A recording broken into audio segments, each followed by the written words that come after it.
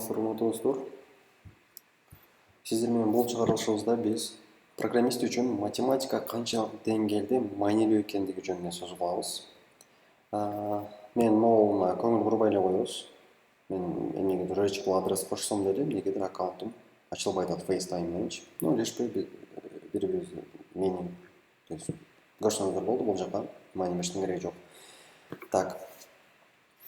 Көп башталгыч программисттер, то есть көп программирование кызыккандар, баштаймын дегендер көбүнчөсү моундай суроолор беришет да.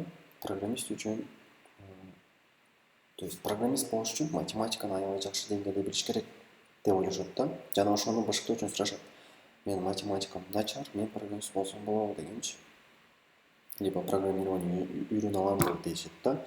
Же болбосо мен программист болгум келип атат, анда окугум келип атат, математикам начар, и мен математиканы үйрөнүшүм керекпи биринчи деген нерсе да. Жок, андай эмес. Мен мисалы үчүн 9-классымдан бери реальный проекттер менен, реальный задачалар менен иштеп келип аткан болсом, мага ушул убакка чейин жогорку математиканы билиштин кереги жок болгон.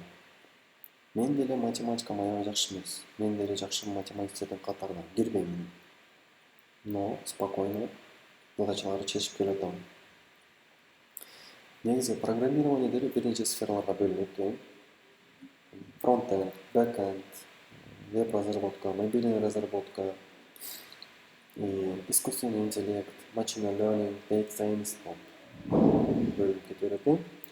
Эми ушул сфералардын определенный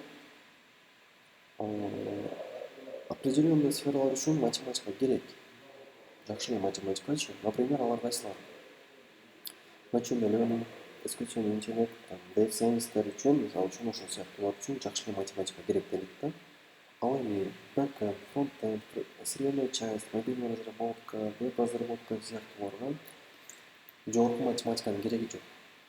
Кээ бирки случайларда гана керек болуп калбаса, а так кереги жок. Так, кээ бирки случай дегендер эмнелер бар? Ошолорду карап өтөлү. Мисалы үчүн, так, бир задача келди да, программист үчүнчү.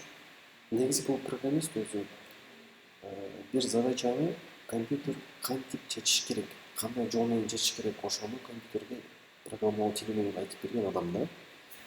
Мисалы үчүн, 1-ден 10-га чейинки сандардын суммасын компьютер табыш керек деген задача келди. Программист ага код жазат. Ошол 1-ден 10-га чейинки сандардын суммасын кайсы жол менен компьютер эсептеп табыш керек.